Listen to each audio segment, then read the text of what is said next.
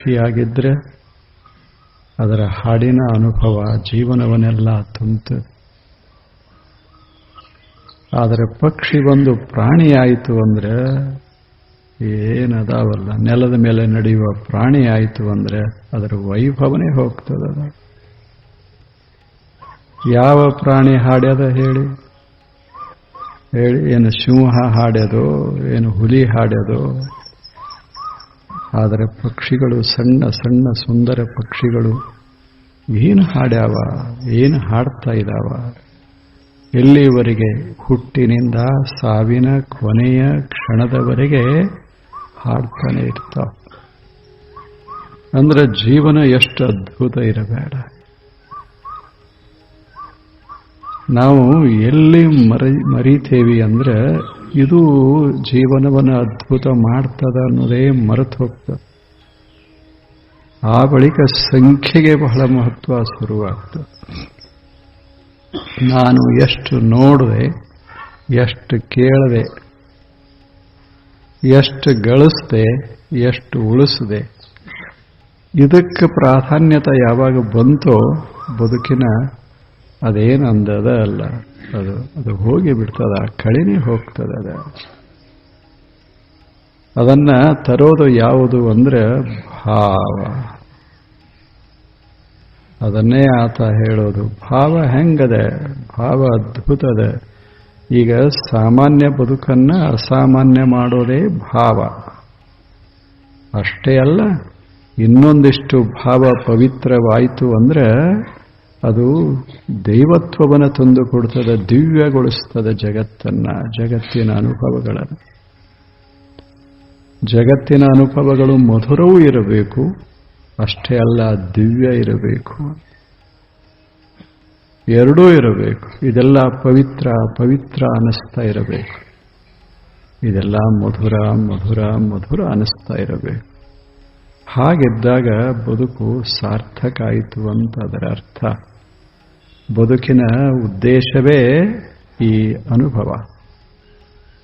ಇಂಥ ಸಾರ್ಥಕತೆಯನ್ನು ಪಡೆಯೋದಕ್ಕಾಗಿ ಭಾವ ಇದನ್ನ ಮಧುರಗೊಳಿಸೋದು ಮತ್ತು ದಿವ್ಯಗೊಳಿಸೋದು. ಮಧುರಗೊಳಿಸಿದರೆ ಅದರಲ್ಲಿ ಒಂದಿಷ್ಟು ದಿವ್ಯತೆಯ ಅಂಶ ಇತ್ತು ಅಂದರೆ ಅದಕ್ಕೆ ಭಕ್ತಿ ಅಂತ ಕರೆಯೋದು. ಅದು ವಿಶ್ವದಲ್ಲಿ ಅಭಿವ್ಯಕ್ತ ಆಗ್ತಿತ್ತು ಅಂದರೆ ಅದು ಸಾಮಾನ್ಯ ಭಕ್ತಿ. ಅದು ಒಂದು ಅವಸ್ಥೆಯಾಗಿ ನಮಗೆ ಅನುಭವಕ್ಕೆ ಬಂತು ಅಂದರೆ, ಅದೊಂದು ದರ್ಶನವಾಗಿ ಅನುಭವಕ್ಕೆ ಬಂತು ಅಂದರೆ ಅದೇ ಪರಮ ಭಕ್ತಿ. ಅದು ಬಹಳ ಅದ್ಭುತವಾದದ್ದು. ಜಗತ್ತಿನ ಶ್ರೇಷ್ಠ ಜ್ಞಾನಿಗಳು, ಶ್ರೇಷ್ಠ ಅನುಭಾವಿಗಳು ಅವರು ಮಾಡಿದ್ದೇನು? ಆ ದಿವ್ಯ ಭಾವವನ್ನು ಹೃದಯದಲ್ಲಿ ತುಂಬಿಕೊಂಡದ್ದು. ಅಂಥ ಭಾವ ಕುರಿತು ಈಗ ಅವರು ಮಾತನಾಡ್ತಾರ. ಭಾವ ಹೇಗದ? ಗುಣರಹಿತ, ಕಾಮನಾರಹಿತ, ಪ್ರತಿಕ್ಷಣ ವರ್ಧಮಾನ. ಆ ಭಾವ ಹೇಗಿರ್ತದೆ? ಭಾವ ಅದ್ಭುತವಾದಾಗ ಸಾಮಾನ್ಯ ಸ್ತರವನ್ನು ಬಿಟ್ಟು ಅದು ಭಾವ ವಿಕಸಿತ ಆಗಿ ಆಗಿ ಆಗಿ ದೇವಸ್ತರವನ್ನು ಯಾವಾಗ ತಲುಪಿತೋ ಅಂಥ ಭಾವ ಹೇಗಿರ್ತದೆ? ಅದು ಗುಣರಹಿತವಾಗಿರ್ತದೆ. ಅಲ್ಲಿ ಗುಣಗಳಿಲ್ಲ ಅಂದ್ರೆ ನೀವು ಕೈಯಿಂದ ಮುಟ್ಲಿಕ್ಕಾಗೋದಿಲ್ಲ. ಯಾಕೆ? ಮುಟ್ಟಿಸಿಕೊಳ್ಳಬೇಕಾದ್ರೆ ಇದರಲ್ಲಿ ಗುಣ ಬೇಕಾಗ್ತದೆ, ಸ್ಪರ್ಶ ಗುಣ ಬೇಕಾಗ್ತದೆ. ಅದನ್ನು ನೋಡ್ಲಿಕ್ಕಾಗೋದಿಲ್ಲ. ನೋಡಬೇಕಾದ್ರೆ ನೋಟಕ್ಕೆ ಅವಕಾಶ ಕೊಡುವ ಗುಣ ಬೇಕಾಗ್ತದೆ. ಅದೇನು? ಅದಕ್ಕೇನು ಬಣ್ಣದ ಏನು? ಅದಕ್ಕೇನು ವಿಶಿಷ್ಟ ಆಕಾರ ಅದ ಏನು? ಅದೇನು ತ್ರಿಕೋನ ಅಲ್ಲ, ಅದು ಚೌಕೋನೂ ಅಲ್ಲ, ಆಯತವೂ ಅಲ್ಲ, ಏನೇನೂ ಅಲ್ಲ. ಹಾಗ ಅಂಥದ್ದೊಂದು ಅನುಭವ ಭಾವ. ಅದು ದಿವ್ಯ ಭಾವ, ಗುಣರಹಿತ. ಅಲ್ಲಿ ಗುಣಗಳು ಇಲ್ಲ. ಕಾಮನಾರಹಿತ, ಯಾವ ಕಾಮನೆಗಳೂ ಇಲ್ಲ. ತಾವು ಹೇಳಿ, ಮನುಷ್ಯ ಮನಸ್ಸು ಮಗ್ನ ಆಯಿತು ಅಂದ್ರೆ ಮನುಷ್ಯನ ಮನಸ್ಸು, ನಾವೆಲ್ಲ ಇದರಾಗ ಮಗ್ನಾದೇವಿ ಅಂದ್ರೆ ಎಲ್ಲಿ ಕಾಮನ? ಎಲ್ಲಿ ಕಾಮನ? ಎಲ್ಲಿವರೆಗೆ ಮಗ್ನತಾ ಇಲ್ಲ, ಯಾವುದನ್ನ ಕೇಳ್ತೇವಿ, ನೋಡ್ತೇವಿ, ಭಾವಿಸ್ತೇವಿ, ಆಲೋಚಿಸ್ತೇವಿ, ಅದರಾಗ ಮಗ್ನ ಆಗಿರೋದಿಲ್ಲ, ಕೂಡಿ ಹೋಗೋದಿಲ್ಲ, ಅಲ್ಲಿಯವರೆಗೆ ಕಲ್ಪನೆಗಳು, ಕಾಮನೆಗಳು. ಯಾವಾಗ ಒಂದಾದೇವಿ, ಕಾಮನ ಇಲ್ಲ. ಅದು ಸಂಗೀತವೇ ಇರಲಿ ಅಥವಾ ದೃಶ್ಯ ಜಗತ್ತಿನ ಅನುಭವವೇ ಇರಲಿ, ಅದರಲ್ಲಿ ಬೆರೆತು ಹೋದ ಬಳಿಕ ಏನಿಲ್ಲ. ಅಲ್ಲೇ ಬೆರಿಬೇಕು ಮನುಷ್ಯ. ಅದೇನೋ ಹೇಳೋದಿಲ್ಲ, ತಮಗೆ ಗೊತ್ತಿದೆ. ಅದು ಒಂದು ಭೃಂಗ ಬಂದು ಒಂದು ಕಮಲದಾಗ ಸಿಕ್ಕಾಕೋತು. ಎಷ್ಟು ಚೆನ್ನಾಗಿ ಬರೆದಾರ ಅವರು. ಒಂದು ಕಮಲ ಬಂದು, ಭೃಂಗ ಬಂದು ಕಮಲದಾಗ ಸಿಕ್ಕಾಕೋತು. ಅದು ಸುಂದರವಾದ ಕಮಲ, ಸುವಾಸನೆ ಹರಿವಿತ್ತು. ಆ ಸುವಾಸನೆಯನ್ನ ಅದರ ಗತಿ ಹಿಡಿದು, ಅದರ ದಾರಿ ಹಿಡಿದು ಅದು ಹಾರಿ ಬಂತು. ಆ ಭೃಂಗ ಕಮಲದ ಒಳಗೆ ಹೋಗಿ ಹೀಗೆ ಕೂತು ಇನ್ನೇನು ಮಕರಂದ ಹೀರಬೇಕು. ಆ ಕ್ಷಣ ಈಗ ಹೀರ್ಲಿಕ್ಕೆ ಪ್ರಾರಂಭ ಮಾಡ್ತು, ಎಲ್ಲವನ್ನ ಮರಿತು. ಎಷ್ಟು ಮರಿತು ಅಂದ್ರೆ ಹೂವ ಮುಚ್ಕೋತು. ಅದು ಹೂವ ಮುಚ್ಚಿಗೋತು. ಸೂರ್ಯ ಮುಳುಗದ, ಹೂವ ಮುಸ್ತು. ಈ ಭೃಂಗ ಒಳಗೆ ಸಿಕ್ತು. ಅವಾಗ ಒಬ್ಬ ಕವಿ ಅಲ್ಲಿ ನಿಂತಿದ್ದ, ಹೇಳ್ದ, ಹೋಯ್ತಲ್ಲ ಭೃಂಗವೇ, ಮುಗಿತು ನಿನ್ನ ಜೀವನ. ಆವಾಗ ಆ ಭೃಂಗ ಹೇಳ್ತದ, ಏನು ಮುಗಿತು ಜೀವನ? ಯಾವಾಗ ಮುಗಿತದ? ನಾನು ಭೃಂಗ ಅಂತ ಹೇಳಿದ್ರೆ ಜೀವನ ಮುಗಿತದ. ನಾನೀಗ ಭೃಂಗ ಅಲ್ಲ, I am just flower, just fragrance, just nectar. ನಾನೀಗ ಸುಮ್ಮನೆ ಸೌಂದರ್ಯ, ಸುವಾಸನೆ, ಮಕರಂದ. ಇಲ್ಲಿ ಭೃಂಗ ಇಲ್ಲ, ಇಲ್ಲಿರೋದೆಲ್ಲ ಮಕರಂದ. ಭೃಂಗಕ್ಕೆ ಸಾವ ಇರಬಹುದು, ಈಗ ಭೃಂಗನೇ ಇಲ್ಲ, ಇರೋದೆಲ್ಲ ಮಕರಂದ. ಎಷ್ಟು ಒಂದಾಗಿರಬೇಡ ಹೇಳಿ. ಅಷ್ಟು ಒಂದಾದಾಗ ಭಯನೂ ಇಲ್ಲ, ಕಾಮನಾನೂ ಇಲ್ಲ. ಎಲ್ಲದ ಕಾಮನೆ? ಕಾಮನೆ ಯಾವಾಗ ಈ ವಸ್ತು ದೂರ ಇದ್ದಾಗ ವಸ್ತುವನ್ನ ಬಯಸ್ತೇವೆ, ಇದು ಕಾಮನೆ. ಅದು ದೂರ ಇರಬೇಕು. ಅಕಸ್ಮಾತ್ ನಾನೇ ಪುಷ್ಪವಾದಾಗ, ವಸ್ತುವೇ ನಾನಾಗಿ ಬಿಟ್ಟಾಗ, ಅಷ್ಟು ಮನಸ್ಸದ್ರಾಗ ತನ್ಮಯ ಆಯಿತು ಅಂದ್ರೆ ಎಲ್ಲಿ ಬೇಡಿಕೆ ಎಲ್ಲದ, ಕಾಮನೆ ಎಲ್ಲದ? ಬೇಕು ಅಂತ ಅನಿಸೋತಕ ನಾವು ಮುಳುಗಿಲ್ಲ, ಮುಳುಗಿದ ಬಳಕ ಬೇಕನ್ನೋದು ಇಲ್ಲ. ನಮ್ಮ ಭಕ್ತಿ ಹೇಗದ ಅಂದ್ರೆ ಇದು ಕೆಳಸ್ತರದ ಭಕ್ತಿ, ಅಪರ. ನಾವು ಭಕ್ತಿನೇ ಮಾಡ್ತೇವೆ, ಆದರೆ ನಮ್ಮ ಭಕ್ತಿಯೊಳಗ ಕಾಮನೆಗಳು ಬಹಳದಾವ. ಯಾಕೆ? ಯಾವುದನ್ನು ನಾವು ಪ್ರೀತಿಸ್ತೇವೆ ಅದಕ್ಕಿಂತ ಸ್ವಲ್ಪ ನಾವು ಬ್ಯಾರೆ ಇರ್ತೇವೆ. ಅದಕ್ಕದು ಬೇಕು ಬೇಡ, ಬೇಕು ಬೇಡ ಅನ್ನುವ ಬಯಕೆಗಳು ಮನಸ್ಸಿನಲ್ಲಿ ಉಂಟಾಗ್ತಾವ. ಯಾವಾಗ ಒಂದಾಗ್ತೇವೆ ಅವಾಗ ಬೇಕಿಲ್ಲ, ಬೇಡು ಇಲ್ಲ. ಅವಾಗ ಸೂರದಾಸನ ಕಥೆ ಹೇಳ್ತಿರ್ತಾರೆ. ಎಷ್ಟು ದೊಡ್ಡ ಮನುಷ್ಯ ಸೂರದಾಸ, ಭಕ್ತಿಯ ಸಾಮ್ರಾಟ್.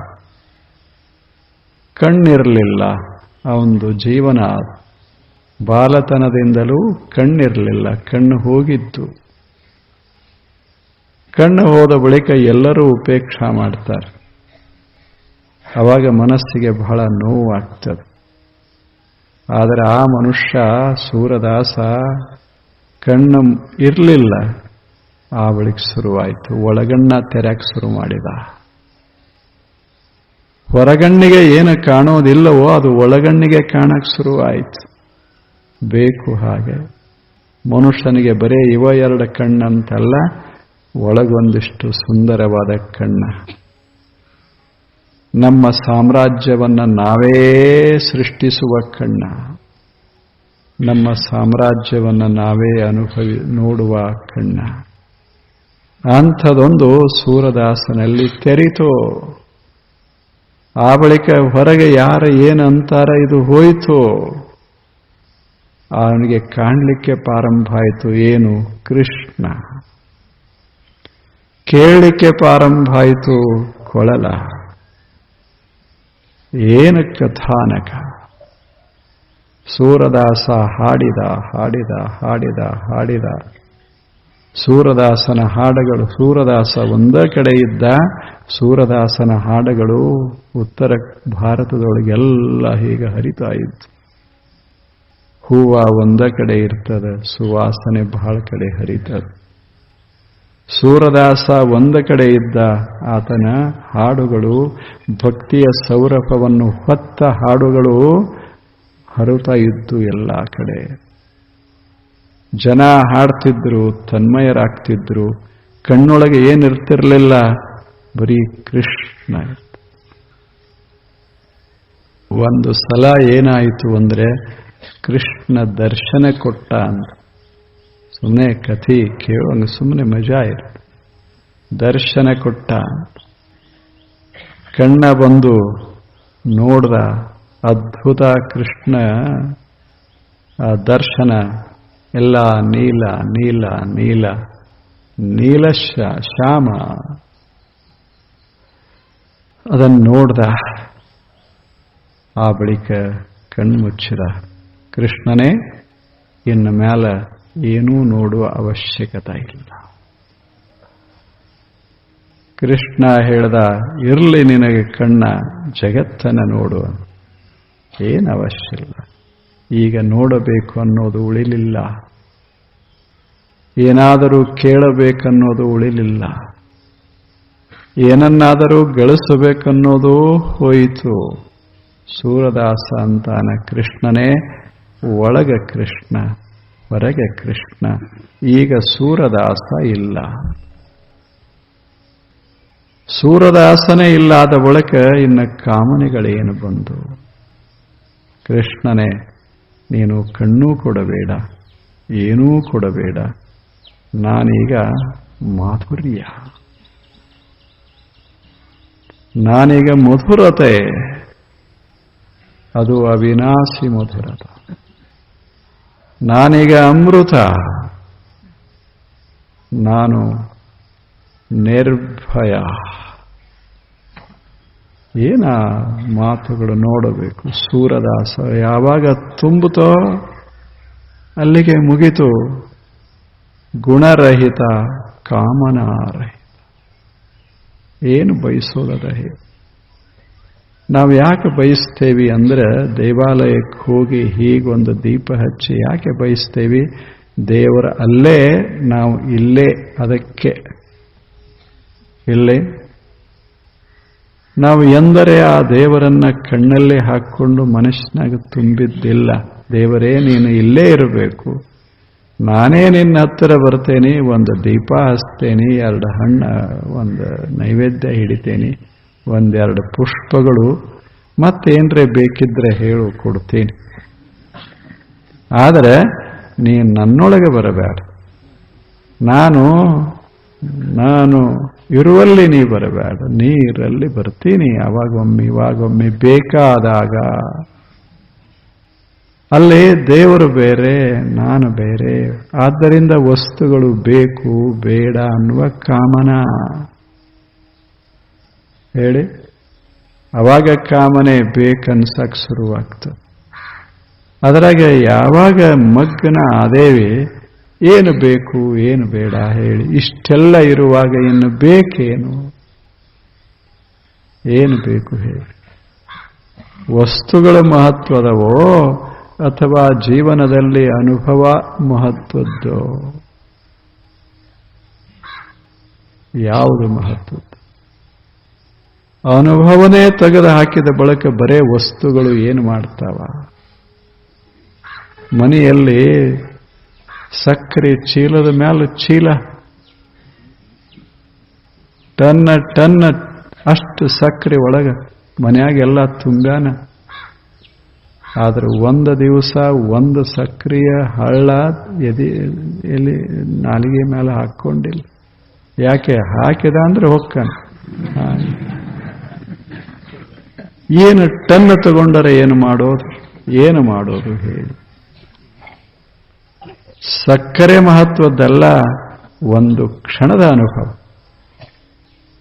ಅಲ್ಲೇ ಒಬ್ಬ ಸಣ್ಣ ಹುಡುಗ, ಬಡ ಹುಡುಗ ಅವ್ರ ಮನೆಗೆ ಕೆಲಸಕ್ಕೆ ಬರ್ತಾನೆ. ಅವಾಗ ಒಂದು ಚಮಚ ಸಕ್ಕರೆ ಕೊಡ್ತಾರೆ. ಏನು ಅನುಭವಿಸ್ತಾನೆ ಇವನು ಮುಂದೆ ಅವನ ಮುಖ ನೋಡ್ಬೇಕು, ಎಂಥ ಅರಳಿರ್ತದ. ಯಾಕೆ? ಇವನ ತಲೆಯಾಗ ಚೀಲಗಳದಾವ, ಅವನ ತಲೆಯಾಗ ಮನಸ್ಸಿನಾಗ ಸಕ್ಕರೆ ತುಂಬ. ಮಾಲೀಕನ ತಲೆಯೊಳಗ ಬರೇ ಚೀಲ ತುಂಬ್ಯಾವ, ಕ್ವಿಂಟಲ್ ಟನ್. ಆದ್ರೆ ಹುಡುಗನ ನಾಲಿಗೆ ಮ್ಯಾಲ ಏನದ? ಸಕ್ಕರೆ ಅದ. ಹುಡುಗನ ಮನಸ್ಸಿನಾಗ ಏನದ? ಸವಿ ಅದ. ಹುಡುಗನ ಅಂತರಂಗದಾಗ ಏನದ? ಆನಂದ ಅದ. ಇನ್ನೇನು ಬೇಕು? ಹುಡುಗ ಏನೂ ಬಯಸೋದಿಲ್ಲ. 1 ಕಿಲೋ ಕೊಡಿ, 1 ಕ್ವಿಂಟಲ್ ಕೊಡಿ ಅಂತ ಕೇಳೋದಿಲ್ಲ. 1 ಚಮಚ. ಅವನನ್ನ ಯಾವುದೋ ಎತ್ತರಕ್ಕೆ ಓದು ಬಿಡ್ತದ. ಯಾಕೆ? ಅವನಿಗೆ ಗೊತ್ತದ ಅನುಭವ ಮಹತ್ವದ್ದೇ ವಿನಃ ಚೀಲಗಳು ಎಷ್ಟದಾವ ಮಹತ್ವದ್ದಲ್ಲ. ಚೀಲ ಎಷ್ಟದಾವ ತಗೊಂಡು ಏನು ಮಾಡೋದು? ಎಷ್ಟು ಪಗಾರದ ತಗೊಂಡು ಏನು ಮಾಡೋದು? ಎಷ್ಟು ಸುಖಿ ಅದಾನ ಅದು ಬೇಕಲ್ಲ ಹೇಳಿ.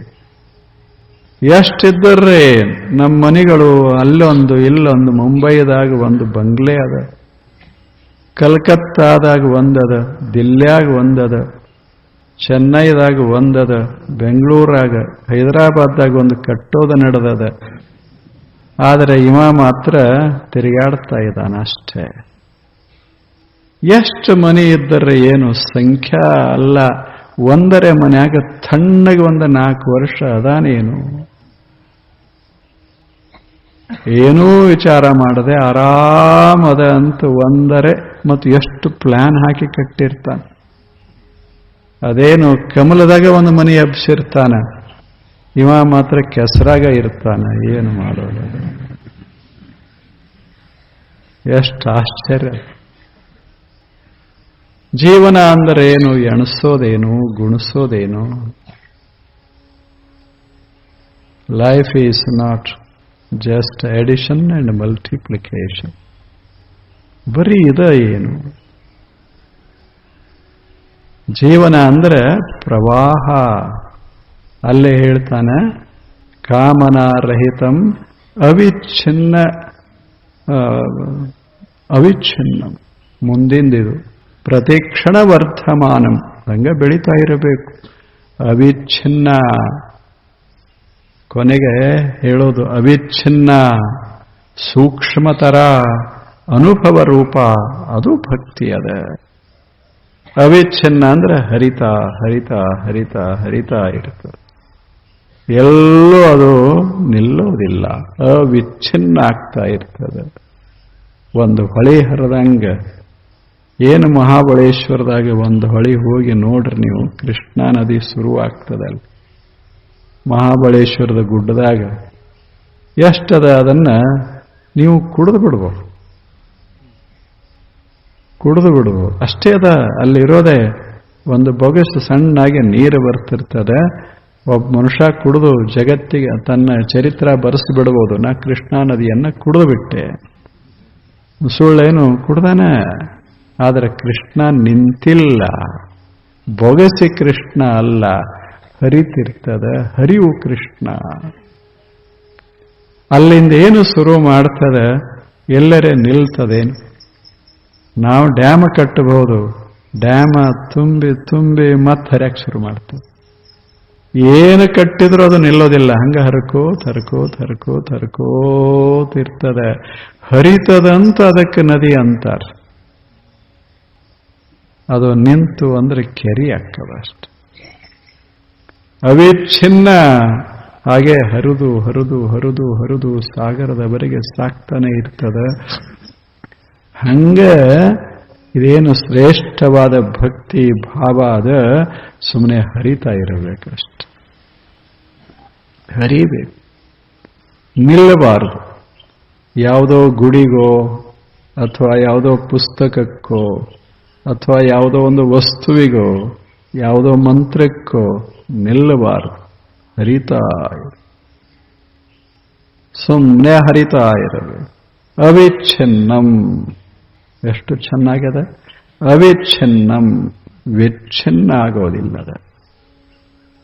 ಈ ಹೊರಗಿನೂ ಅದಾವಲ್ಲ ಭಕ್ತಿಗಳು, ಇವು ವಿಚ್ಛಿನ್ನ ಆಗ್ತಾವಂದ್ರೆ 4 ದಿವಸ ಮಾಡ್ತಾನ, 5ನೇ ದಿವಸ ಇರುವುದಿಲ್ಲ. ಈಗ ನಾವು ಮಾಡೋದಲ್ಲೇನು, ಒಂದು 11 ಅಮಾವಾಸ್ಯೆಯ ಪೂಜೆ, 12ನೇ ಅಮಾವಾಸ್ಯೆ ಇಲ್ಲ. ಅವಿಚ್ಛಿನ್ನ ಅಲ್ಲ, ವಿಚ್ಛಿನ್ನ ಆಗ್ತದೆ. ನಡ್ಕೊಳ್ಳೋದೆಲ್ಲ ಹೇಳ್ತಾರೆ, ನಡ್ಕೋ ಒಂದು 21 ಹುಣ್ಣಿಮೆ ನಡ್ಕೋ ಅಂತ. ಎಣಿಸ್ಕೋತ್ 21 ಯಾವಾಗ ಮುಗಿದೀತು, ಯಾವಾಗ ಆರಾಮ ಅದೇನಿ ಅಂದ್ರೆ 21 ಹುಣ್ಣಿಮೆ ಆರಾಮಿಲ್ಲ ಅಂತ ಅದರ ಅರ್ಥ.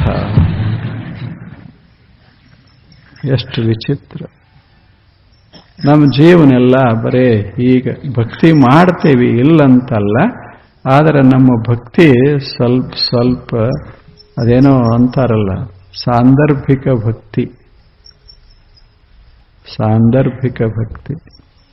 ಅದು ಒಮ್ಮೊಮ್ಮೆ ಇರ್ತದೆ, ಒಮ್ಮೊಮ್ಮೆ ಕಡಿಮೆ ಆಗ್ತದೆ, ಒಮ್ಮೊಮ್ಮೆ ಹೆಚ್ಚಾಗ್ತದೆ, ಒಮ್ಮೊಮ್ಮೆ ಇರುವುದೇ ಇಲ್ಲ. ಹಾಗ ಇದು ವಿಚ್ಛಿನ್ನವಾಗ್ತಾ ಇರ್ತದೆ. ಯಾಕೆ? ನಮ್ಮ ಭಕ್ತಿ ಇನ್ನೂ ಮ್ಯಾಲೇರಿಲ್ಲ, ನಮ್ಮ ಭಕ್ತಿ ವಿಕಸಿತ ಆಗಿಲ್ಲ, ನಮ್ಮದು ಇನ್ನೂ ಮೈ ಉಂಡಿಲ್ಲ. ಹೌದಲ್ಲ? ಈಗ 4 ಹನಿ ಮೈ ಮೇಲೆ ಬಿದ್ದು ಅಂದ್ರೆ ನಾವೇನ್ ಮಾಡ್ತೇವಿ? ಛತ್ರಿ ಇದ್ರೆ ಛತ್ರಿ ತೆಗಿತೇವೆ. ನಮಗೆ 1 ಹನಿ ಮೈ ಮ್ಯಾಗ ಬೀಳಬಾರದು ಅನಿಸ್ತಿರ್ತದೆ. ಸಮೀಪ ಮನಿ ಇದ್ರೆ ಮನಿಗೆ ಓಡಿ ಹೋಗ್ತೇವೆ.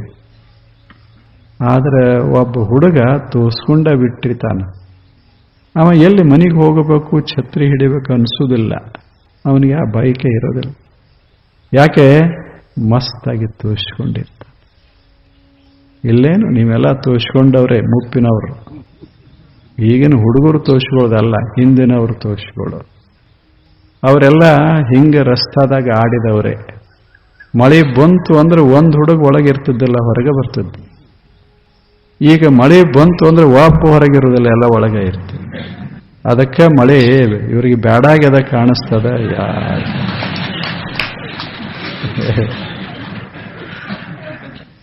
ನಾನು ನೋಡಿದ ಕೂಡಲೇ ಓಡಿ ಹೋಗ್ತಾರೆ ಅಂದ್ರೆ ಹೇಗಿರ್ಬೇಕು? ತೋರಿಸ್ಕೋಬೇಕು ಮನುಷ್ಯ.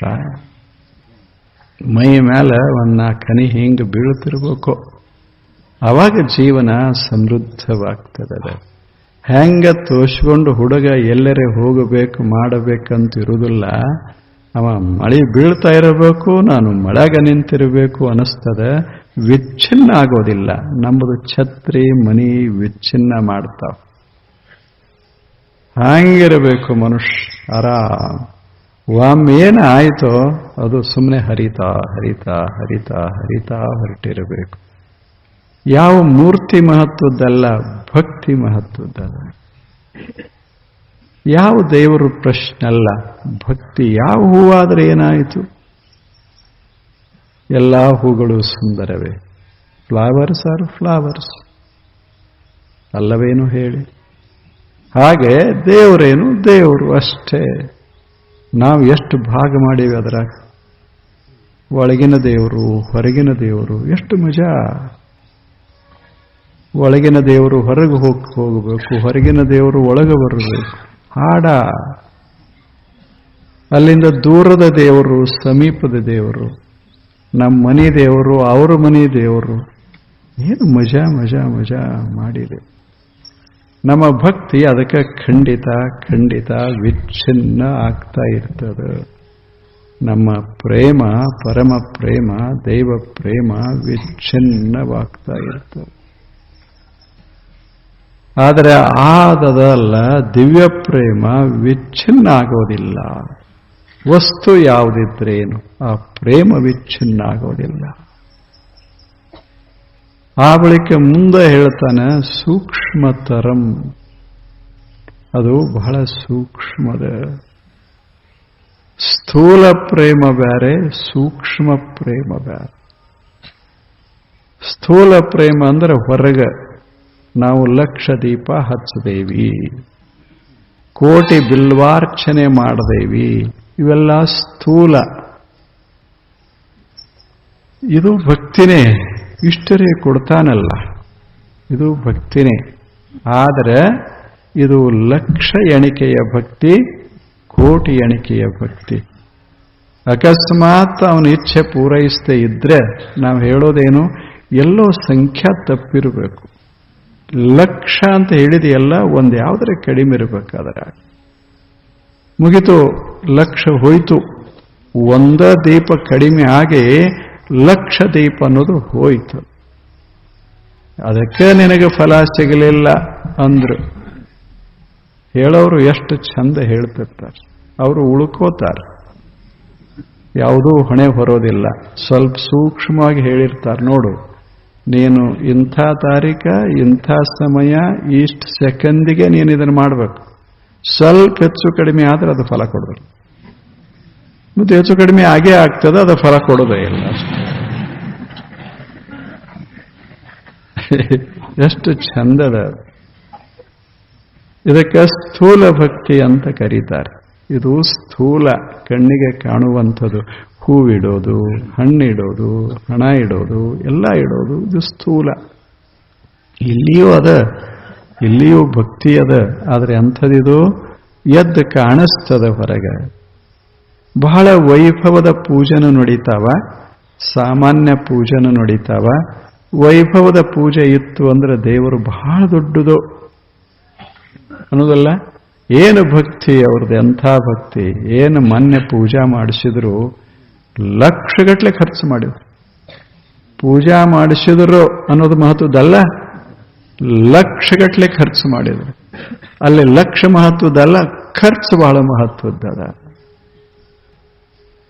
ಇವನು ಹೇಳ್ಕೊಂಡ, ಏನ್ ನಾವು ಮಾನ್ಯ ಮಾಡದೇವಿ, ಏನು ಸಾಮಾನ ತಂದೇವಿ, ಎಷ್ಟು ಎಲ್ಲ ಖರ್ಚು ಮಾಡದೇವಿ, ಎಲ್ಲ ಏನು ಅದ್ಭುತ, ಎಷ್ಟು ಜನ ಕೂಡಿದ್ರು, ಎಷ್ಟು ಚಂದ ಮಾಡದೇವಿ, ಏನು ಅವ್ರ ಮಂತ್ರ ಅಂತಿದ್ರು, ಇವ್ರು ಹೆಂಗ ಏರಿಸ್ತಿದ್ರು. ಇದೆಲ್ಲ ಏನು ಎದೆಗೆ ಸಂಬಂಧಪಟ್ಟಿದ್ದೇ ಅಲ್ಲ, ಹೊರಗೆ ಇದೆಲ್ಲ. ಇದಕ್ಕೆ ಸ್ಥೂಲ ಭಕ್ತಿ ಅಂತ ಕರೀತಾರೆ. ಚಲೋನೆ, ಕುಡಿದು ತಿಂದು ಹಾಳು ಮಾಡೋದಕ್ಕಿಂತ ಇದೇನು ಕೆಟ್ಟೇನು? ಇದು ಒಳ್ಳೆಯದೇ, ಆದರೆ ಇದು ಹೊರಗೆ ಕಾಣುವಂಥದ್ದು ಸ್ಥೂಲ ಭಕ್ತಿ. ಇದು ಬೇರೆ, ಇದು ಸೂಕ್ಷ್ಮತರ, ಇದು ಕಣ್ಣಿಗೆ ಕಾಣಿಸೋದಲ್ಲ. ಆ ಮನುಷ್ಯ ಒಂದು ಹೂ ಇಡ್ಲಿಕ್ಕಿಲ್ಲ, ಒಂದು ಹಣ್ಣು ತರಲಿಕ್ಕಿಲ್ಲ. ಯಾಕೆ? ಅವನು ದೇವರು ಹೊರಗಿಲ್ಲ, ಅವನು ದೇವರ ಎದೆಯಾಗದಾನ. ಆ ಭಕ್ತಿ ಏನು ಮಾಡ್ತು ಅಂದರೆ, ದೇವನಿಗೂ ಭಕ್ತನಿಗೂ ಇರುವ ಮಧ್ಯ ಏನು ಒಂದಿಷ್ಟು ಅಂತರ ಇತ್ತೋ, ಅಂತರವನ್ನ ತೆಗೆದು ಹಾಕ್ತಲ್ಲ, ಅದೇ ಪರಾಭಕ್ತಿ. ತೆಗೆದು ಹಾಕ್ತು. ಅವಾಗ ಕೊಡೋದೇನು, ತಗೊಳ್ಳೋದೇನು. ಅಂಥ ಭಕ್ತಿಗೆ ಸೂಕ್ಷ್ಮತರ, ಅತ್ಯಂತ ಸೂಕ್ಷ್ಮವಾದದ್ದು. ಸುಮ್ಮನೆ ಮನಸ್ಸಿನಲ್ಲಿ ದೇವನೇ, ಈ ತೋಟದಲ್ಲ ಹೂದೋಟ, ಇದರಾಗಿರುವ ಹೂವೆಲ್ಲ ನಿನ್ನುವೆ, ಮುಗಿತಲ್ಲ. ಯಾರ ತೋಟ ಯಾಕಿರೋಲ್ಲ, ನಮಗೇನು ಮಾಡೋದು?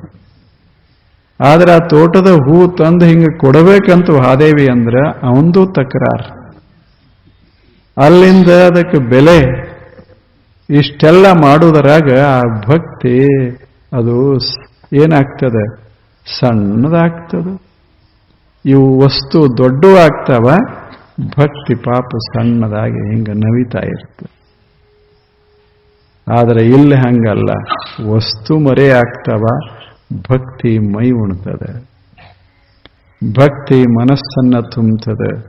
ಅಷ್ಟೇ ಅಲ್ಲ, ಭಕ್ತಿ ವಿಶ್ವದಷ್ಟು ವಿಶಾಲವಾದ. ಮುಂದೆ ಹೇಳ್ತಾನೆ, ಅನುಭವ ರೂಪಂ. ಭಕ್ತಿ ಹೇಗದ? ಅನುಭವ ರೂಪ. ಅದನ್ನ ತೋರಿಸಕ್ಕೆ ಬರೋದಿಲ್ಲ, ಅನುಭವಿಸಬೇಕು. ಅದಕ್ಕೆ ಅನುಭವ ರೂಪ ಅಂತಾರೆ. ಏನದು ಹೇಳಿ ಅಂದ್ರೆ ಅದು ಹಂಗಿಲ್ಲ. ಅನಿರ್ವಚನೀಯಂ ಪ್ರೇಮ ಸ್ವರೂಪಂ. ಅದು ಹೆಂಗದ ಭಕ್ತಿ, ಹೇಗದ ತೋರ್ಸಾಕ್ ಬರ್ತದೆ. ಇವರು ಬಹಳ ದೊಡ್ಡ ಭಕ್ತಿ, ದೊಡ್ಡ ಭಕ್ತರು ಇವರು. ಹೆಂಗ ಹೇಳೋದು ಹೇಗೆ? ಇವರು ಸಣ್ಣ ಭಕ್ತರು, ಹೇಳೋದು ಹೇಗೆ ಹೇಳಿ? ಹೊರಗಿತ್ತು ಅಂದ್ರೆ ಹೇಳಬಹುದು. ದೊಡ್ಡ ಭಕ್ತರು ಯಾರು ಗೊತ್ತಾಗಿಬಿಡ್ತದೆ. ಹೆಚ್ಚು ಕೊಟ್ಟವರು ದೊಡ್ಡ ಭಕ್ತರು, ಕಡಿಮೆ ಕೊಟ್ಟವರು ಸಣ್ಣ ಭಕ್ತರು. ಬಹಳ ಸುಲಭ ಇರುವುದಿಲ್ಲ. ಸ್ವಲ್ಪ ಹೆಚ್ಚು ಕೊಟ್ರೆ ಗರ್ಭಗುಡಿಯಾಗ ಕರ್ಕೊಂಡು ಹೋಗ್ತಾರೆ, ದೊಡ್ಡ ಭಕ್ತ. ಸ್ವಲ್ಪ ಕಡಿಮೆ ಕೊಟ್ರೆ ಬಾಗಿಲ್ದಾಗ ನಿಲ್ಲಿಸ್ತಾರೆ. ಇನ್ನೊಂದು ಎಷ್ಟು ನಮ್ಮ ಹತ್ರ ಹಣ ಇಲ್ಲ, ಒಂದು 4 ದುಡ್ಡು ತಗೋರಿ ಅಂದ್ರೆ ಅಲ್ಲಿ ನಿಂತು ಅಂತ. ಅಂದ್ರೆ ನಮ್ಮ ಭಕ್ತಿ ಎಂಥದ? ಇದು ಸ್ಥೂಲವಾಗದ, ಸೂಕ್ಷ್ಮ ಅಲ್ಲ. ಇದು ಸಮೀಪ ತರ್ತದ, ದೂರ ಮಾಡ್ತದ, ಇವೆಲ್ಲ ಇದ್ದೇ ಇರ್ತಾವ. ಆದರೆ ಪರಾಭಕ್ತಿಯೊಳಗದಿಲ್ಲ. ಸಮೀಪವೂ ಇಲ್ಲ, ದೂರವೂ ಇಲ್ಲ. ಅನುಭವ ರೂಪದು, ಅನುಭವಿಸುವುದದು. ಅದು ಹೊರಗೆ ಕಾಣಿಸುವಂಥದ್ದಲ್ಲ. ಅದರಾಗ ದೊಡ್ಡದು ಸಣ್ಣದು ಅಂತ ಇರೋದಿಲ್ಲ. ಅದು ಪರಾಭಕ್ತಿ, ಪರಮಭಕ್ತಿ. ಅದು ಪರಮಭಕ್ತಿ, ಕಾಮನಾರಹಿತ, ಗುಣರಹಿತ,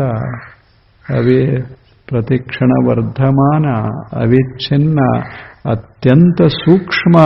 ಅದು ಅನುಭವ ರೂಪ. ಅದನ್ನು ಅನುಭವಿಸಬೇಕು ಮನುಷ್ಯ. ಬರೇ ಅದನ್ನು ಮಾಡೋದಲ್ಲ, ತೋರಿಸೋದಲ್ಲ, ಅನುಭವಿಸಬೇಕು. ವರ್ಡ್ಸ್ವರ್ತ್ ಒಂದು ಮಾತು ಹೇಳ್ತಾರೆ, ಬಹಳ ಚಲೋ ಮಾತು, ಬಹಳ ಪ್ರಸಿದ್ಧ ಅದು. ಇದೊಂದಿಷ್ಟು ನಾವು ನೋಡಿದರೆ, ಈ ಹೂ ಏನು ಒಳಗೆ ಹೋಗುವುದಿಲ್ಲ, ಹೋಗ್ತದೇನು? ಯಾವುದರೆ ಹೂ ಒಳಗೆ ಹೋಗ್ತದೆ? ಹೂಗಳು ಗಾಳಿಯೊಳಗೆ ಹೀಗೆ ಹೊಯ್ದಾಡ್ತಿರ್ತಾವ, ಕುಣದಂಗೆ. ಇಲ್ಲ, ಎಷ್ಟು ಚೆನ್ನಾಗಿರ್ತಾವ. ಏನು ಅದನ್ನು ನೋಡಬೇಕು, ಸೌಂದರ್ಯ. ಅದನ್ನು ನೋಡ್ತಾ ನೋಡ್ತಾ ನೋಡ್ತಾ ಇದ್ರೆ ಹೂ ಹೊರಗಿರ್ತಾವ, ಹೂವಿನ ಅಂದ ಒಳಗೆ ಹೋಗ್ತದೆ, ಹೂವಿನ ಸೌಂದರ್ಯ ಒಳಗೆ ಹೋಗ್ತದೆ. ಒಳಗೆ ಯಾವಾಗ ಹೋಯ್ತೋ ಅದರ ಕೂಡ ಭಾವ ಪ್ರೇಮ ಅದರ ಕೂಡ್ತೋ ಅದೊಂಥರ ಪಾಕ ಆಗ್ತದೆ, ಆನಂದದ ಪಾಕ ಆಗ್ತದೆ, ಸೌಂದರ್ಯದ ಪಾಕ ಆಗ್ತದೆ. ಆವಾಗ ಆ ಕ್ಷಣ ಅನುಭವಿಸುವಾಗ ಅಲ್ಲಿ ಕವಿ ಮೌನ ಆಗಿರುತ್ತೆ. ಯಾವಾಗ ಅದು ತುಂಬ್ತೋ, ಎದೆ ತುಂಬ್ತೋ, ಅಲ್ಲಿಂದ ತಡ್ಕೊಳ್ಳಿಕ್ಕಾಗೋದಿಲ್ಲ. ಹಿಂಗೆ ಕಣ್ಣು ತೆರಿತಾನ, ಮುಖ ತೆರಿತಾನ, ಕಾವ್ಯವಾಗಿ ಹೊರಗೆ ಬರಕ್ಕೆ ಶುರುವಾಗ್ತದೆ. ಅದು ವೈಶಿಷ್ಟ್ಯ. ಒಳಗದು ಘನಗೊಳ್ಳಬೇಕಾಗ್ತದೆ. ಹಾಗೆ ಪೂಜೆ ಅನ್ನೋದು, ಭಕ್ತಿ ಅನ್ನೋದು ಒಳಗೆ ಘನಗೊಳ್ಳಬೇಕಾಗ್ತದೆ. ಅದು ಹೊರಗಿರಬಹುದು, ಸ್ವಲ್ಪ ಬೇಕಾಗ್ತದೆ, ಹೊರಗೆ ಒಂದಿಷ್ಟು ನೋಡೋದು. ಆದರೆ ಭಕ್ತಿ ಹೃದಯವನ್ನು ತುಂಬೋದು. ಅನುಭವ ರೂಪ. ಅದನ್ನು ಅನುಭವಿಸಬೇಕು, ಮನುಷ್ಯನೇ ಮಾಡಬೇಕು. ಅನುಭವ ರೂಪ ಎಷ್ಟು ಚೆನ್ನಾಗಿಲ್ಲ. ಸುಮ್ಮನೆ ಜಗತ್ತಿನಾಗ ಏನದ, ಏನು ಹೆಸರ, ಏನು ಮಾತು, ಏನು ಕತೆ, ಯಾರು ನಮ್ಮ ಮೂರ್ತಿ ಕೂಡಿಸಿದ್ರಿ ಏನು, ಯಾರು ನಮ್ಮ ಹೆಸರು ಬಹಳ ಸಲ ಹೇಳಿದ್ರಿ ಏನು ಹೇಳಿ. ಇಡೀ ಗಿನೆಸ್ದಾಗ ನಮ್ಮ ಹೆಸರು ಬತ್ತ ತಿಳ್ಕೊಳ್ಳಿ. ನಮಗೇನಾಗೋದದ? ಎದಿ ಒಣಗ್ಯದ, ತಲೆ ಖಾಲಿ ಆಗ್ಯದ, ಕಿಸೆ ತುಂಬ್ಯದ, ಇಷ್ಟು ಬಿಟ್ರೆ ಇನ್ನೇನದ ಜೀವನ? ಈಗ ಜೀವನ ಆದ್ರೆ ಅದೇ ಯಾವ ಜೀವನ? ಯಾವ ಪುಸ್ತಕದಾಗ ನಮ್ಮ ಹೆಸರು ಬಂದ್ರಿ ಏನು ಹೇಳಿ? ನಮಗೆ ಯಾವ ಡಿಗ್ರಿ ಕೊಟ್ಟ್ರಿ ಏನು? ಒಣಗಿದ ಎದಿಗೆ ಯಾವುದು ಕೊಟ್ಟ್ರಿ ಏನು? ಹೌದಲ್ಲ ಹೇಳಿ? ಒಬ್ಬ ಮನುಷ್ಯ ಕೂತಾನ, ಪ್ರಜ್ಞಾನೇ ಇಲ್ಲ, ಇದೆಲ್ಲ ಹೋಗಿಬಿಟ್ಟದ ಪ್ರಜ್ಞಾ. ಮುಪ್ಪಾಗಿದಾನ, 90-95 ಆಗ್ಯಾವ. ಯಾರ ಹತ್ರ ಮರ್ತಾನ? ಬಂದವ್ರಿಗೆಲ್ಲ ಕೇಳ್ತಾನೆ, ನೀವು ಯಾರು ಅಂತ. ಹೆಂಡತಿಗೆ 60 ವರ್ಷ ಅವನು ಕೂಡ ಇರೋರಿಗೆ ನೀ ಯಾರತ್ತ ಕೇಳದ ಬಳಕ ಏನು ಉಳಿದಿರ್ಬೇಕು ಹೇಳಿ ಹೇಳಿ. ಈ ಮನೆ ಯಾರ್ದು ಅಂತ. ಆ ಬಳಿಕ ಕನ್ನಡಿ ಮುಂದೆ ನಿಂತು ಇವ ಯಾರು ಅಂತ. ಎಲ್ಲದ ಹೇಳಿ? ಸುಮ್ಮನೆ ಇದೊಂದು ಥರ ಎಲ್ಲ ಹೀಗೆ ಮರಿಯಾಗಿ ಹೋಗ್ತು. ಕೊನೆಗೆ ಏನು ಉಳಿಯೋದಿಲ್ಲ. ಹೌದಲ್ಲ ಹೇಳಿ? ಏನಿರಬೇಕು? ಅನುಭವ. ಯಾವ ತಗೊಂಡು ಏನು ಮಾಡೋದದ? ಶತಮಾನ ಏನು, ಮತ್ಯಾವ ಶತಮಾನ ಏನು, ಅವೆಲ್ಲ ತಗೊಂಡು ಅವಂದ ಹೆಸರ ನೆನಪಿಲ್ಲ. ಆದ ಬಳಕೆ ನಾವು ಏನೇನು ತಗೊಂಡಾನ ಅವೆಲ್ಲ ಅವನಿಗೆಲ್ಲಿ ನೆನಪದಾವ? ನೀವು ಅವನಿಗೆ ಭಾರಿ ಭಾರಿ ಕೊಟ್ಟಿರಿ ಅಂತ ಇಟ್ಕೊಳ್ಳಿ. ಜಗತ್ತಿನ ಶ್ರೇಷ್ಠ ಮಾನವ, ಅವನಿಗೆ ಅದು ಕೊಟ್ಟಾರ, ಹಾಕ್ಯಾನ ಗಾಡಿ ಮೇಲೆ. ಆದರೆ ಇಂದು ಹೆಂಗದಾನ? ಏನೂ ಇಲ್ಲ. ಗಾಡಿ ಮೇಲೆ ಉಳ್ದದ ಇವ ಶ್ರೇಷ್ಠ ಅನ್ನೋದು, ಮಾನವ ಅನ್ನೋದನ್ನು ಮರ್ತಾನೆ, ಶ್ರೇಷ್ಠ ಅನ್ನೋದನ್ನು ಮರ್ತಾನೆ. ಯಾಕೆ? ಜೀವನ ಅಂದ್ರೆ ಅಷ್ಟೇ. ಅನುಭವಿಸೋದು ಮಹತ್ವದ್ದು. ಅವು ಹೊರಗಿನೂ ಮಹತ್ವದ್ದಲ್ಲ, ಒಳಗೆ ಒಂದಿಷ್ಟು ಬೇಕಲ್ಲ. ಪ್ರಜ್ಞಾ ಇರಬೇಕು, ಅನುಭವ ಇರಬೇಕು, ಅವಾಗ ವೈಭವ. ಅದು ಅದ್ಭುತ. ಏನಿದ್ದರೆ ಏನು, ಭಾವನೆ ಇಲ್ಲದೆ ಇದ್ದರೆ ತಗೊಂಡು ಏನು ಮಾಡೋದು? ಏನು ಇರ್ಲಿಕ್ಕಿಲ್ಲ, ಆದ್ರೆ ಭಾವನೆ ತುಂಬಿದ್ರೆ ಇನ್ನೇನು ಬೇಕು ಮನುಷ್ಯನಿಗೆ? ಅನುಭವ ರೂಪ ಜೀವನಂದ್ರೆ ಶ್ರೇಷ್ಠ ಪ್ರೇಮದ ಅನುಭವ ರೂಪ, ಅವಿಚ್ಛಿನ್ನ ಪ್ರವಾಹ ರೂಪ, ಅತ್ಯಂತ ಸೂಕ್ಷ್ಮ ರೂಪ. ಇದು ಭಕ್ತಿ, ಪರಮ ಭಕ್ತಿ. ಇದು ಎಷ್ಟು ಚೆನ್ನಾಗಿಲ್ಲ, ಎಷ್ಟು ಮಸ್ತ್. ಇದನ್ನ ನಾವು ಅನುಭವಿಸೋದು, ಇವೆಲ್ಲ ಬಿಡೋದು, ಹೊರಗಿಂದ ಎಲ್ಲ ಅದ. ಏನು ಜಗತ್ತಿನಾಗ ಸಾಧಿಸಿ ಸುಮ್ಮನೆ ಸಾಧಿಸೋದಷ್ಟೆ. ಇರೋ ತಕ ಏನರೇ ಮಾಡಬೇಕಲ್ಲ, ಅದಕ್ಕೊಂದಿಷ್ಟು ಏನರೇ ಮಾಡೋದು. ಭೂಮಿ ಇದ್ರೆ ಭೂಮಿ ಹಸಿರು ಮಾಡೋದು, ಏನರೇ ಮಾಡೋದು ಅಂದ ಕೂಡಲೇ ಮತ್ತೆ ಇಲ್ಲ. ಇದ್ದ ಭೂಮಿಯೆಲ್ಲ ಕೆಡಿಸೋದಲ್ಲ, ಇದ್ದ ಭೂಮಿಯನ್ನ ಹಸಿರು ಮಾಡೋದು.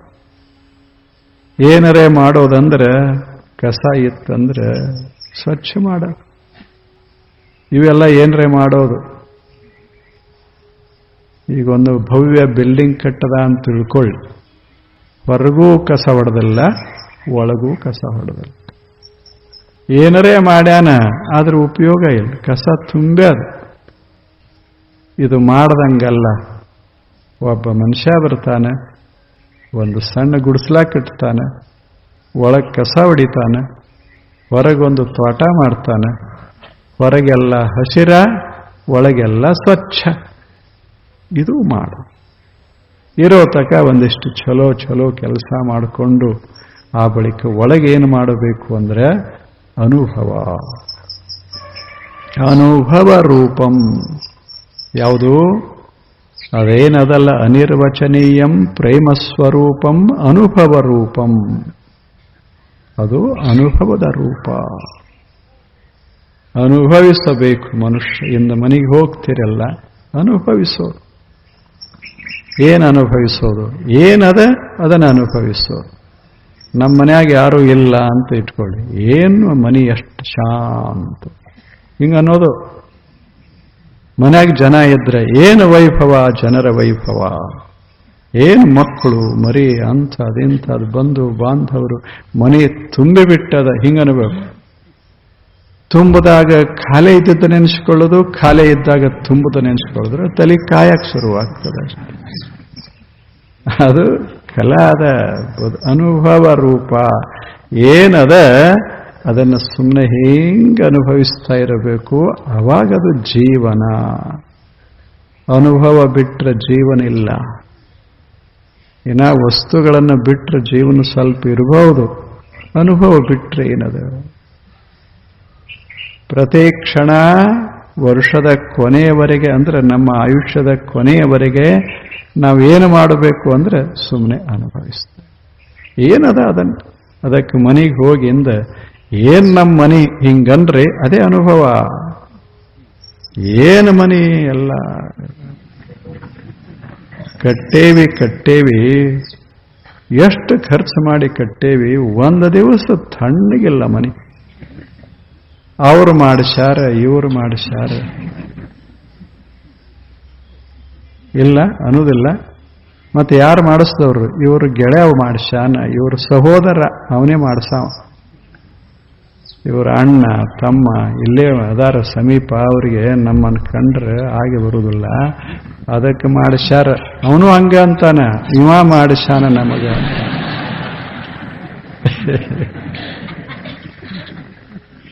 ಇದ್ದದ್ದು ಅನುಭವಿಸಬೇಕೋ ಬೇಡವೋ? ಒಂದು ಹಿತ್ತಲಿತ್ತು, ಚಲೋ ಒಂದು ಗಿಡ ಬೆಳೆದತ್ತು. ಇದು ನಡೆದದ್ದು ಘಟನೆ. ಗಿಡ ಬೆಳೆದತ್ತು, ಏನು ಮಸ್ತಾಗಿ ಬೆಳೆದತ್ತು. ಅವರು ಇಲ್ಲಿ ಅಣ್ಣ ಮಕ್ಕಳದಾಗ ತಮ್ಮ, ಇವರು ಕಂಪೌಂಡ್ ಹಾಕ್ಕೊಂಡಾರ ಇಬ್ರು ತಮ್ಮ ಬೇಡೇ ಬೇಡ ಅಂತ. ನೀ ಈ ಕಡೆ ಬರಬೇಡ, ನಾನೇ ಕಡೆ. ತಾವೇ ಹಾಕಿದ್ದು. ಅದು ಇವನಲ್ಲಿ ಒಂದು ಗಿಡ ಹತ್ತಿತ್ತು, ಅದನ್ನು ಅವ ಚೆನ್ನಾಗಿ ಬೆಳೆಸ್ತಾ ಇದ್ದ, ಅದರ ಸಾಣದಿತ್ತು. ಒಂದು ದಿವಸ ಗಾಳಿ ಬೀಸಕ್ಕೆ ಶುರುವಾಯ್ತು. ಹಿಂಗೆ ಗಾಳಿ ಬೀಸ್ತಲ್ಲ, ಇದು ದೊಡ್ಡ ಗಿಡ ಉಳ್ಳಿ ಬಿತ್ತು. ಇವ ವಿಚಾರ ಮಾಡ್ದ, ಇಬ್ರು ಕೂಡಿ ಮನ್ಯಾಗ, ಇವ್ರು ಈಚೆ ಕಡೆಯವರು, ನಮ್ಮ ಗಿಡ ಬೀಳಾಕೆ ಯಾರ ಕಾರಣ? ಇಷ್ಟು ವರ್ಷ ಗಾಳಿ ಬಿಟ್ಟರು ಬಿಟ್ಟಿಲ್ಲ, ಬಿದ್ದಿಲ್ಲ, ಇಂದ ಬೀಳ್ಬೇಕಂದ್ರೆ ಏನಿರಬೇಕು?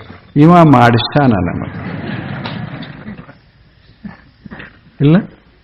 ಪಾಪ ಅದು ಹಂಗ ಕುಂತದ. ನನ್ನ ಗಿಡ ಎಲ್ಲಿ ಬಿದ್ದಿತ್ತಂತ ಹೆದರ್ಕೊಂಡು ಅವ ಕುಂತ. ಇವ ಅವನ ಮ್ಯಾಲ ಆರೋಪ ವರ್ಷ ಏನರೇ ಮಾಡಿಸ್ತಾನ. ನಾನು ಇವನ್ನ ಗಿಡ ಕೆಡವೋತಕ ಬಿಡಬಾರ್ದು. ಏನಿವೆಲ್ಲ ಹೇಳಿ, ಇದಕ್ಕೆ ಬದುಕಂತಾರೆ. ಮಸ್ತ್ ಇರಬೇಕು. ನಮ್ಮ ಗಿಡ ನಮ್ಮ ಹಿತ್ತಲಾಗ, ಅವ್ರ ಗಿಡ ಅವ್ರ ಹಿತ್ತಲಾಗ, ಅವ್ರ ಗಿಡ ನೋಡಾಕ, ನಮ್ಮ ಗಿಡ ತಿನ್ನಾಕ ಅಣ್ಣ, ಹಿಂಗಿರ್ಬೇಕು. ಅವಾಗ ಜೀವನ ಮಜಾ ಆಗ್ತದ. ಇದು ಅನುಭವ ರೂಪಂ. ಎಷ್ಟು ಚಂದ ಹೇಳಿದ. ಹೆಂಗೆ ಅನುಭವಿಸ್ತಾ ಇರಬೇಕು ಮನುಷ್ಯ. ನಮ್ಮ ಮನೆ ಸಣ್ಣ ಅಲ್ಲ, ನಮ್ಮೂರು ಸಣ್ಣ ಅಲ್ಲ, ಬಹಳ ದೊಡ್ಡವೇ. ಈಗ ಹೇಳಿಲ್ಲೇನು ವಿಜಾಪುರ ಅಂದ್ರೆ ಹೆಂಗದ ಅಂತ ಹೇಳ್ತಾರೆ. ವಿಜಾಪುರ ಅಂದ್ರೆ ಏನೇನೂ ಇಲ್ಲ, ಇದ್ರ ಕೆಟ್ಟ ಬಿಸಿಲ ಅನ್ನೋದಲ್ಲ. ಇಲ್ಲಿ ಯಾರು ಬರ್ತಾರ ಬರೇ ಬಿಸಿಲು ಬಿಸಿಲು ಬಿಸಿಲು ಅನ್ಕೋತೇ ಬರ್ತಾರೆ. ಅಲ್ಲಿ ಉತ್ತರ ಕಡೆ ಇದಕ್ಕಿಂತ ದಿಲ್ಲಾಗ ಇದಕ್ಕಿಂತ ಹೆಚ್ಚು ಬಿಸಿಲು, ಗೊತ್ತದ? 47ಕ್ಕೆ ಹೊಕ್ಕದ. ಇನ್ನ ಇಲ್ಲಿ 47ಕ್ಕೆ ಎಂದೂ ಹೋಗಿಲ್ಲ. ಆದ್ರೆ ದಿಲ್ಲಾಗ ಕಾವು ಹತ್ತುವುದಿಲ್ಲ, ಯಾಕೆ? ರೊಕ್ಕದ. ಅಲ್ಲಿ ಅಧಿಕಾರದ ಕಾವು ಹತ್ತುದಲ್ಲ. ವಿಜಾಪುರದಾಗ ಕಾವು ಹತ್ತದ, ಯಾಕೆ? ಯಾರು ಇಲ್ಲ.